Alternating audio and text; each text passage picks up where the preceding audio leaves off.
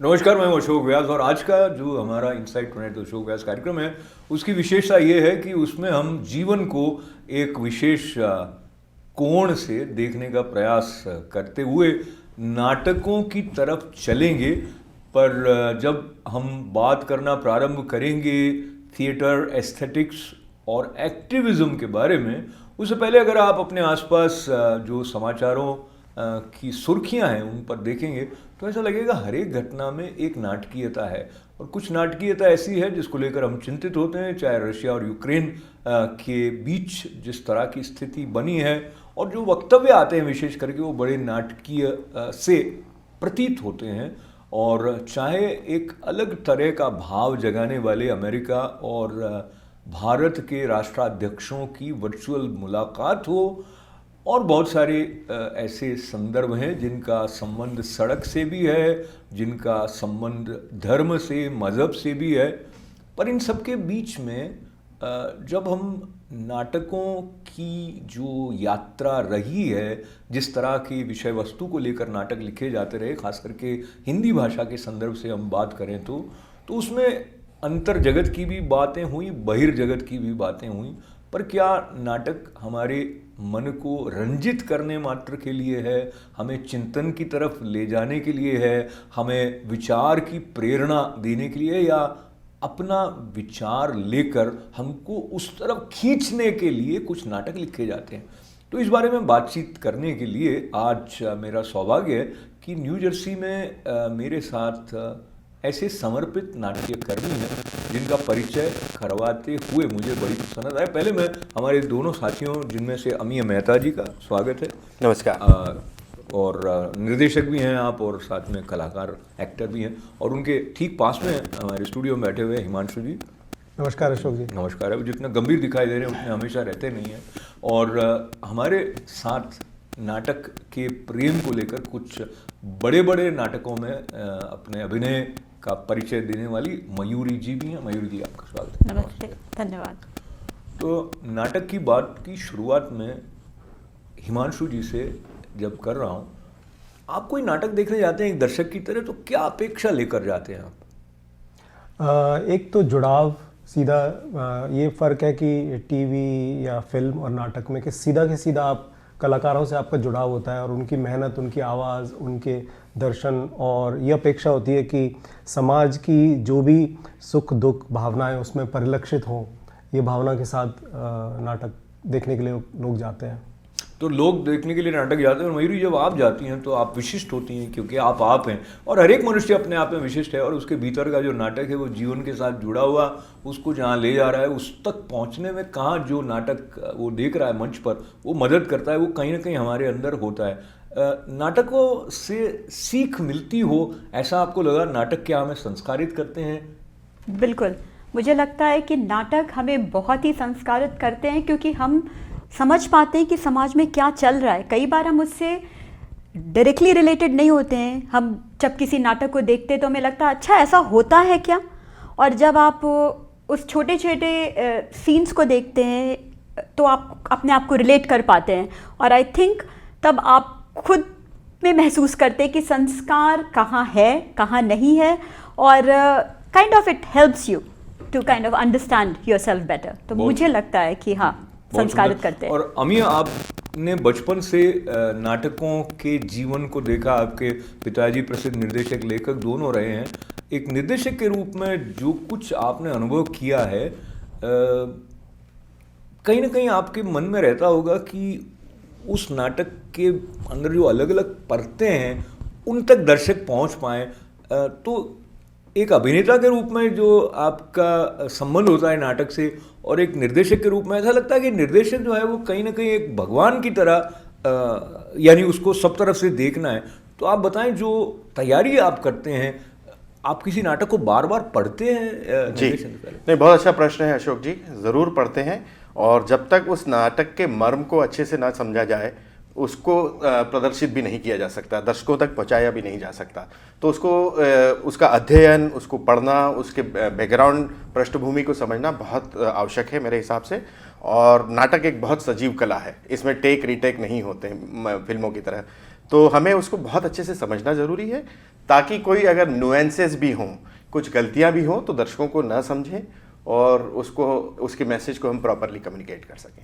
हिमांशु जी, जो नाटक, जैसे कि आपने पहले ही बोला, हम सब जानते हैं कि जब हम नाटक देखने जा रहे हैं तो दर्शक के रूप में हम वहाँ पर हैं और जो अभिनेता है वो बिल्कुल हमारे सामने हैं।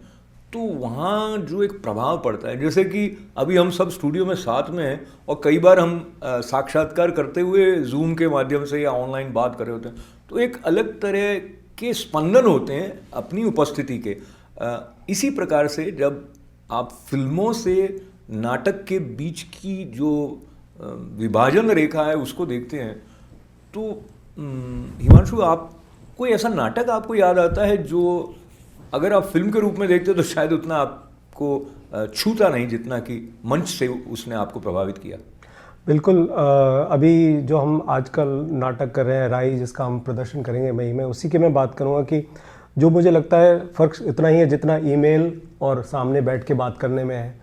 तो हमको लगता है कि जो सामने व्यक्ति कह रहा है, बोल रहा है, उसकी भाव भंगिमा है, जो उसके संवाद, जो संगीत है, वो हम में से एक है। हम उसको अपने बराबर का पाते हैं, उससे कनेक्शन एक अलग लेवल का होता है। उसमें सेलिब्रिटी, कॉमन मैन का दूरी नहीं होती। उसमें ऐसा लगता है कि हम लोग आपस में जुड़े हुए हैं और उसके बाद भी लोग आपस में मिलते हैं, जाके पूछते हैं, संवाद करते हैं। तो यहाँ पे न्यू जर्सी में हमने देखा है कि हिंदी नाटक देखने लोग 300, 400, 800 तक लोग देखने के लिए आते हैं। तो एक अलग तरह का जुड़ाव लोगों को महसूस होता है। And if I may add to it, हमारा यही नाटक जो हिमांशु भाई जिसका कर रहे हैं बात, राय, ये हमने किया है। यहाँ पर कई बार उसके प्रदर्शन हुए हैं और अभी हम आने वाले मई के महीने में फिर करने वाले हैं। इसमें जो लाइव म्यूज़िक है और जो उसका जुड़ाव दर्शकों के साथ है, वो हमने देखा है। अगर इसको हम रिकॉर्ड करके बाद में देखें तो वो नहीं होता है। तो ये पॉइंट मैं ज़रूर इनकी बात में जुड़ते हुए ज़रूर कहना तो इस बात को लेते हुए मयूरी, मैं आपके पास ये जिज्ञासा लेकर आ रहा हूँ, नाटक की जो कथा वस्तु होती है वो कहीं ना कहीं दर्शकों को संवेदनशील करती है, और राई नाटक में भी कहीं ना कहीं जो नारी के साथ जुड़े हुए अलग अलग तरह के प्रश्न हैं उनको भी वो लेकर आती है। तो आपको लगता है कि दर्शक उससे कहीं ना कहीं इस तरह जुड़ जाते हैं कि वो नए सिरे से मूल्यांकन करने लगते हैं अपने दृष्टिकोण का नारी के बारे में? बिल्कुल। और अभी जो एक शब्द है विमेन एम्पावरमेंट, आई थिंक बहुत हद तक ये आज हर जगह एक तरह का मूवमेंट आ गया है। उसका कारण ये है कि शायद मीडिया जो है और नाटक, इस तरह के थिएटर में प्रोग्राम्स या प्लेज ऐसे हो रहे हैं जो इस टॉपिक को लेकर के आज आगे बढ़ रहे हैं। और जैसे कि प्रयोग द्वारा ही रचित मुझे अमृता चाहिए, वो उस प्ले में भी इसी चीज़ को दिखाया गया है कि कैसे एक मध्यवर्गीय लड़की में भी इच्छा है कि वो आगे बढ़े और कितना उसे समाज कितने वे में मना करता है कि नहीं तुम ऐसा नहीं करो, तुम ऐसे आगे मत बढ़ो, बट उसके अंदर एक फीलिंग है कि उसको आगे समाज में बढ़ना है। और इस तरह की छोटी छोटी भावों को बहुत सारे प्ले, इवन राई में भी उसी तरह से दिखाया गया। मैंने उसमें पार्टिसिपेट नहीं किया, बट मैं एज एन ऑडियंस उसमें गई थी, अपने दोनों बेटियों को लेकर के गई थी। और मैं ये आपको बता सकती हूँ अशोक जी कि उन छोटी बच्चियों को भी ये समझ में आ रहा था कि कहाँ पर उन्हें प्रेरित किया जा रहा है और कहाँ उन्हें रोका जाता है समाज में।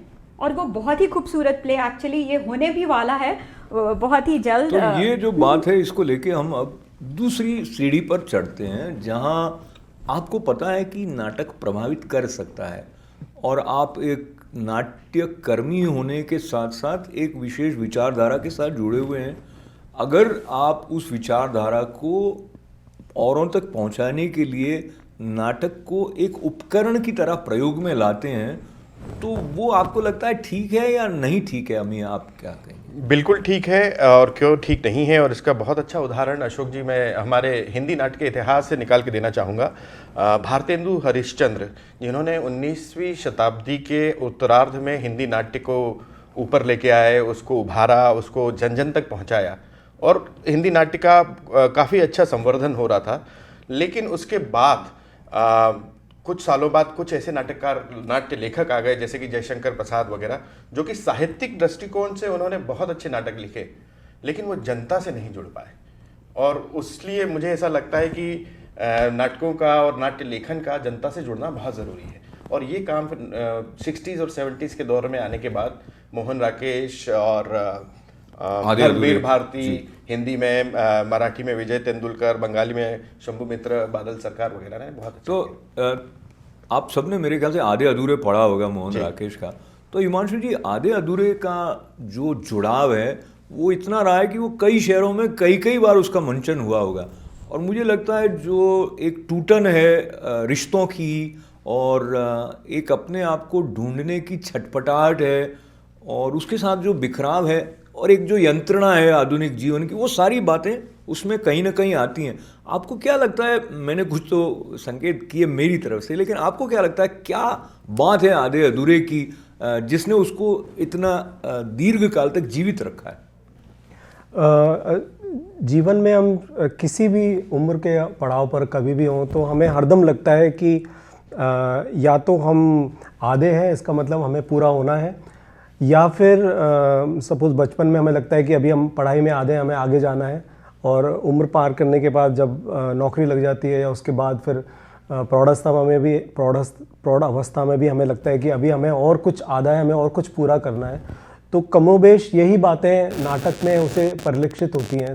तो चाहे वो नाटक 60-70 के दशक में हो या 80-90 में, या आज फिर आधुनिक युग में जहाँ पे कि हमें इतनी सारे सोशल मीडिया है और सब कुछ है, फिर भी जो हमारी मन की सोच और हमारी जो शिक्षा, नौकरी और फिर आपस में लोगों के संबंध, उसकी जो कमोबेश सुख दुख और वो जो हमारे जीवन में परिलक्षित होती है, वो सब हमें नाटक में दिखाई देती है। तो इसलिए ये सारे नाटक समसामयिक हो जाते हैं, चाहे कभी भी वो लिखे गए हों। बहुत ही सही आपने बात कही है, क्योंकि कोई ऐसी बात जो कि यूनिवर्सली रेलेवेंस रखती हो वो उस नाटक को भी जीवित रखती है।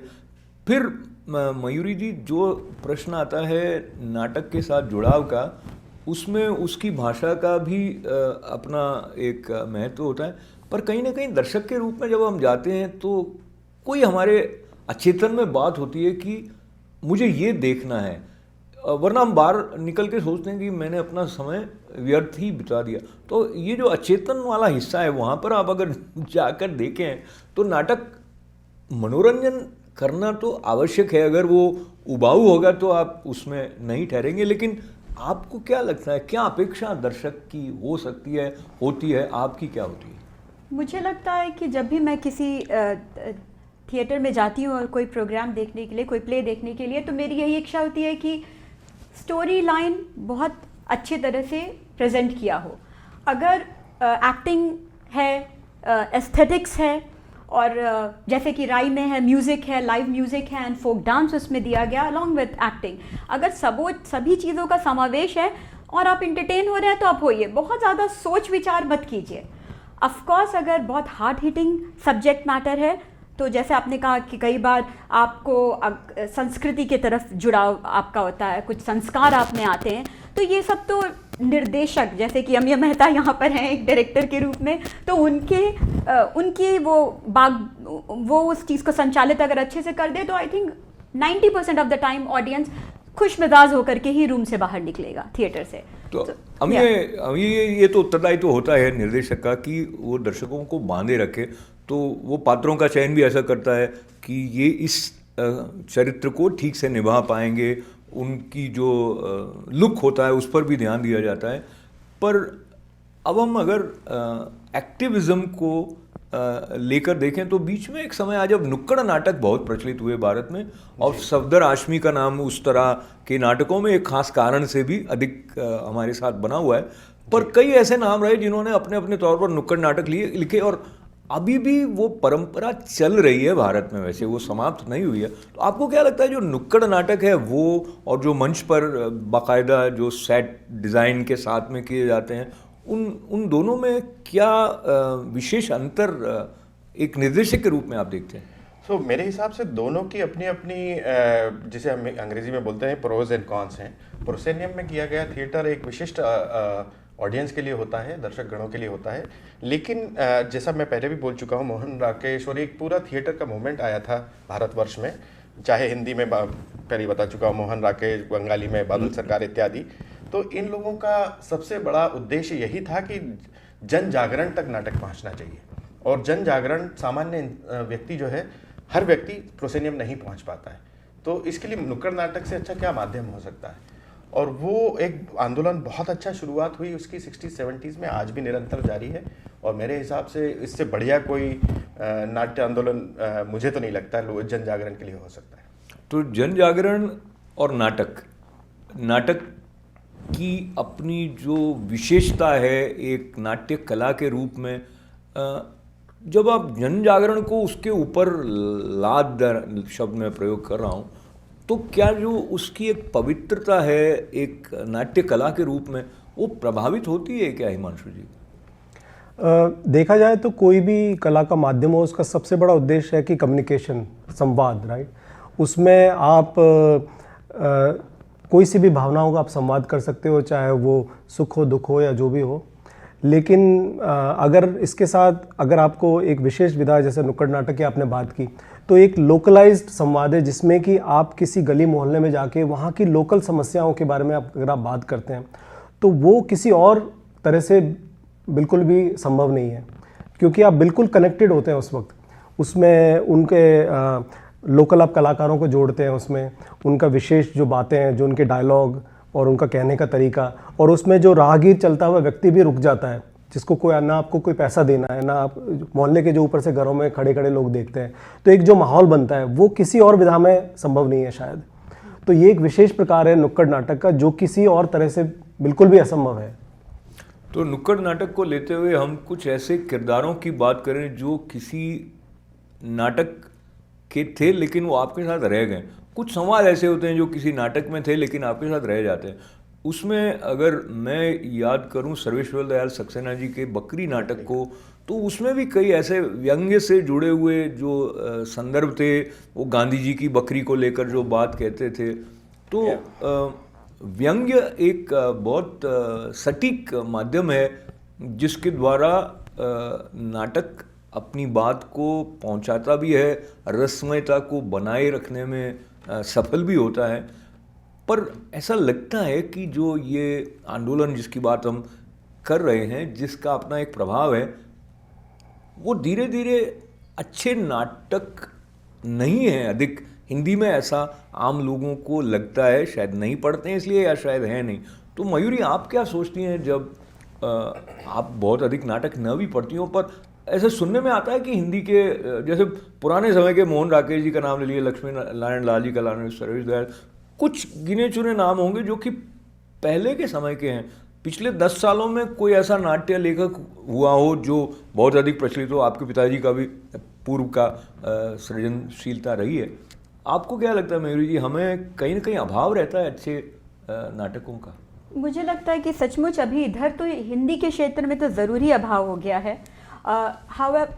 फिर भी इस चीज़ को मैं कहूँगी कि अभी मैं देख रही थी कि कैम्ब्रिज में जॉर्ज ऑरवेल का द एनिमल फार्म, उसको उन लोगों ने अभी किया है और बहुत ही प्रचलित हुआ। और अगेन जैसा कि हम कह रहे थे कि व्यंग्य है उसमें, इतना कटाक्ष है, बिकॉज वो पॉलिटिकल सिनारियो पे ही है बिल्कुल।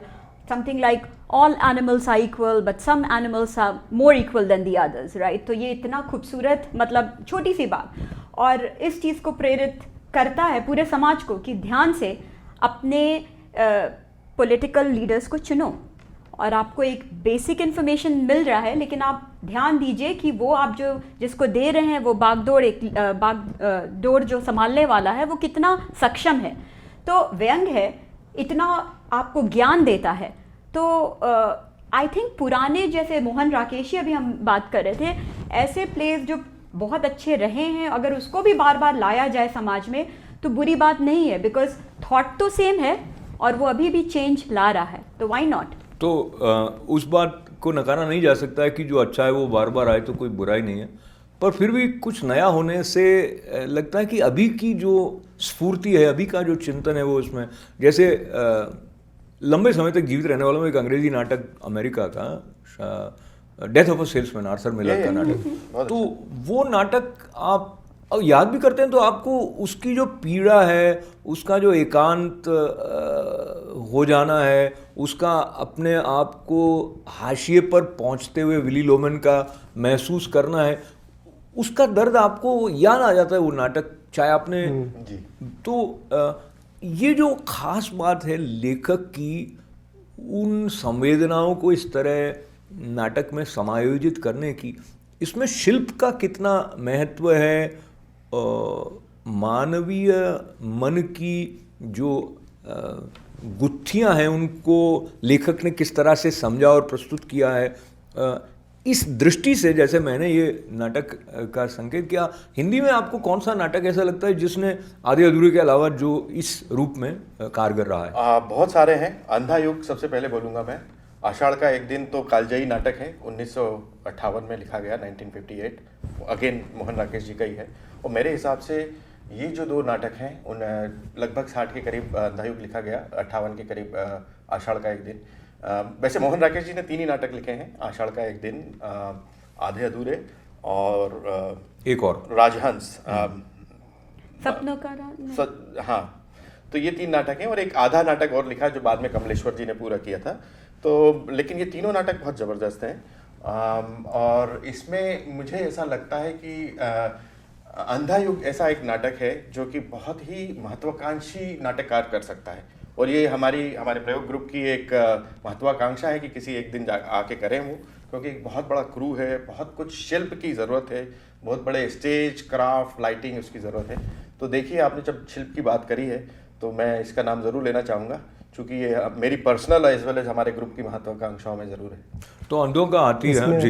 इसमें मैं एक बात ऐड करना चाहूँगा कि हमको ये सोचना पड़ेगा कि आज से 20 साल बाद जो नाटक लिखेगा वो अभी एलिमेंट्री या मिडिल स्कूल में है। ये बात मैं इसलिए कह रहा हूँ कि यहाँ पर आकर मैंने देखा है कि मेरे बच्चे जब एलिमेंट्री स्कूल, मिडिल स्कूल या हाई स्कूल में थे तो हर एक बच्चे को एक ये अपॉर्चुनिटी मिलती थी कि वो नाटक में भाग ले, नाटक करे। उसमें स्क्रिप्ट लेखन, डायरेक्शन, एक्टिंग सब कुछ उनको सिखाया जाता था। तो कहने का मतलब ये है कि जब हम ये सोचते हैं कि आजकल हमें नाटक की कमी है, तो शायद ये बात ही कमी है कि हमें बचपन से हिंदी नाटक में उनको बच्चों को ढाला जाए जिससे कि वो बच्चे ही आगे आके समस्याओं को लिखेंगे। और प्रयोग में हमारा ये प्रयास रहता है कि नए बच्चों को हम नाटक में इन्वॉल्व करें, उनको सिखाएं, जिससे कि वे स्वयं अपनी बात में अपने तरह से अपनी समस्याओं को या अपनी खुश दुखी को, अपने रोष को, अपने गुस्से को या अपने अचीवमेंट्स को दिखा सकें। मुझे लगता है आने वाले समय में जो नाटक लिखे जाएंगे या फिल्मों में भी हम जितना अधिक प्रयोग स्मार्टफोन का देखने लग गए हैं, तो नाटकों में भी जो संप्रेषण के लिए एक नई सुविधा हमारे सामने आ गई है, उसने हम जिस तरह एक दूसरे से जुड़ते हैं उसको भी प्रभावित किया है। तो नाटक में भी कहीं ना कहीं वो एक किरदार के रूप में कहीं ना कहीं फ़ोन का जो और क्विक एक दूसरे तक पहुंच पाने की जो एक क्षमता है वो आने वाले समय में मुझे लगता है कि वो अधिक आएगी। तो थोड़ा समय हम अगर आप तीनों के लिए चुनौती के रूप में रखें और ऐसा सोचें कि आप अपना संवाद स्वयं लिख रहे हैं और अभी की अभी लिख रहे हैं और उसको बोल भी रहे, तो कुछ नाटकों के संवाद याद रह जाते हैं। कुछ हम जब नाटक की बात करते हैं तो वो कोई भी कला माध्यम, हिमांशु जी अगर आप उनसे सहमत हों, तो वो हमें इसलिए प्रिय होता है क्योंकि उसके अंदर एक पुकार होती है जो हमारे भीतर स्वतंत्रता के प्रति जो प्रेम है, जो आग्रह है, उसके साथ अनुनादित होती है। जब आप किसी अभिनेता को खुलकर अभिनय करते हुए देखते हैं, जो सीमाओं से बाहर उस पात्र को पूरी तरह जीने के लिए अपने को उड़ेल देता है, तो आपको उसमें एक आनंद की अनुभूति इसलिए भी होती है क्योंकि कहीं ना कहीं आपके अंदर वो भाव है। तो आप तीनों के अंदर तो और भी अधिक है। इसलिए मैं इस बार शुरुआत हिमांशु जी से करूंगा और समापन में मैं मयूरी जी की तरफ जाऊंगा। तो हिमांशु जी, आप किसी ऐसे पात्र की कल्पना करें जो ट्रैफिक में फंस गया है, इसके कारण वो अपने विवाह स्थल तक पहुंच नहीं पा रहा है और वो अपने आप से बात कर रहा है गाड़ी पे बैठा हो, तो क्या डायलॉग होंगे उसके, बोल कर बताएं आप। अरे अशोक जी, आपने तो बहुत कठिन दे दिया। बहुत अच्छा है, ट्रैफिक और बढ़ जाए। बहुत अच्छा है, ट्रैफिक है। क्या वाकई मुझे पहुंचना है या फिर मुझे पहुंचना है या किसी को मेरा इंतज़ार है या मुझे किसी का इंतज़ार है? क्या ये नाटक है? अगर नाटक है तो उसका प्रारंभ कब हुआ? अगर प्रारंभ हो चुका है तो ये खत्म भी होगा। क्या बात है, तो ये ख़त्म कर दिया गया आपने। और पर ये शादी ऐसा लगता है करना चाहते नहीं थे, खुश ड्राइविंग में फंस गया, मुझे जाना नहीं पड़ेगा। हेमलेट में उन्होंने उसको उलझा दिया, टू बी और नॉट टू बी। तो मयूरी, आपको एक ऐसा दृश्य है जिसमें आप अपने आप को एक दो राह पर पा रही हैं, क्योंकि जिसके साथ प्रेम है या जिसके साथ विवाह होना है वो आपको दूसरे शहर में ले जाना चाहता है और आपको अपना फेवरेट जॉब मिल गया है। आप पेड़ से बात कर रही हैं इस ऊहापोह में कि मैं प्रेम की गली पकड़ूं या प्रोफेशनल उपलब्धि की तरफ बढ़ जाऊं। ये तो बहुत ही डिफिकल्ट है, बट ऑफ कोर्स कोशिश जारी रहेगी। पेड़ से बात कर रही हूँ। ये जो निशांत मुझे मिला है ना अभी, मुझे पसंद है, पर मुझे ऐसा लगता है कि उसके मन में ये ज़रूर बात है कि अगर मैं उसके साथ विदेश जाऊंगी तो मुझे अच्छे से अपने घर में रखेगा ज़रूर, बट खाना बहुत बनवाएगा। और मैं तो हूँ एक आज की युग की नारी, मुझे आगे बढ़ना है, मुझे काम करना है। मैं ऐसे लोगों के साथ नहीं अपना संबंध रखूंगी जो मुझे रोकेगा। मैं ये नहीं करने वाली हूँ, मैंने सोच लिया है। धन्यवाद। चलो, ये नाटक में सोचा था वो उन्होंने जीवन में नहीं सोचा था, यहाँ आ गई हैं। और अंतिम जो दृश्य अमिया के सामने है, आप अपने प्रोफेशन में ये महसूस कर रहे हैं कि एक इमिग्रेंट होने के नाते जो आगे बढ़ने के अवसर आपको, जिसका आप अधिकार हैं, जिसके लिए आप योग्य हैं, वो मिल नहीं पा रहे। और लेकिन ये जो फ्रस्ट्रेशन है वो सुनने वाला कोई है नहीं, तो आप पार्क में बैठे हुए अपने आप से बात कर रहे हैं, देख लिया है कि दूर दूर कोई नहीं है, और आप अपने आप को सहज बनाने के लिए संवाद का सहारा ले रहे हैं। बहुत अच्छा। तो इसमें अगर एक इमिग्रेंट, चूँकि मैं स्वयं भी हूँ की तरह अगर सोचना की प्रयास करूँगा, और चूँकि अब मैं इस देश में 25-26 साल से हूँ, तो रिट्रोस्पेक्टिवली मैं सोच सकता हूँ। तो मैं आज से 25 साल पहले अगर, और आज के अनुभव के बाद अगर सोचता, तो मैं ये बोलता कि लगता है मुझे अवसर नहीं मिल रहे हैं, शायद विधि का यही विधान है, शायद मुझे अपने देश लौट जाना चाहिए, शायद विधि यही चाहती है कि मैं जाऊँ और अपने देश और अपने परिवार की सेवा करूँ। क्या बात है, उन्होंने बहुत संक्षेप में समाधान और निर्णय की तरफ पहुंच गए, और अब ये बिल्कुल बातचीत हमारी समाप्त हो रही है। इस बातचीत के पीछे मुख्य उद्देश्य जो था, वहाँ तक हम चाहे नहीं पहुँचे हों, लेकिन आप पहुँच सकते हैं, क्योंकि थिएटर एक सशक्त माध्यम है। उसका हमें इस तरह उपयोग करने की आवश्यकता है कि हम अपने समाज को कुछ और बेहतर बनाने की दिशा में साथ साथ बढ़ सकें। कुछ लोग इससे सहमत हो भी सकते हैं, कुछ लोग नाटक को नाटक के लिए, मनोरंजन के लिए उससे जुड़ना चाहें, वो भी अपने स्थान पर ठीक है। पर हमारे भीतर की सृजनशीलता जागृत रहे, इसके लिए हमें नाट्यकर्मियों का उत्साह भी बढ़ाना चाहिए। नाटक देखने से हमें कुछ ऐसी प्रेरणाएं मिलती हैं जो उस समय हमें इमीडिएटली हमारे बैंक में कुछ बढ़ा नहीं रही हों, लेकिन वो हमें इस तरह से प्रेरित करती हैं कि उसका हमें जीवन में लाभ अवश्य होता है। तो नाटक जीवन भी है, और जीवन के हर क्षेत्र में कहीं ना कहीं आप स्वयं अभिनय कर भी रहे हैं, अपने आप को देख भी रहे हैं। और एक बात ये इन तीनों की उपस्थिति में याद करते हुए कि किसी भी कला माध्यम से जुड़े हों, विशेष करके नाटक से, तो आपके अंदर का जो तनाव है, आपके अंदर किसी के गुस्से को देखकर जिस तरह से प्रतिक्रिया करते हैं, उस पर भी ऐसा सकारात्मक असर पड़ता है कि समन्वित जीवन बनाने में वो एक बहुत बड़ी भूमिका निभा सकता है। हिमांशु जी, आप हमारे साथ जुड़े, अमिया जी आप पधारे, आपका धन्यवाद है। मयूरी जी, आपका भी धन्यवाद है। आप सभी का मंगल कामनाओं के इस संजीदा विषय के साथ जुड़कर यहाँ तक आने के लिए बहुत आभार। अनुमति दें। नमस्कार।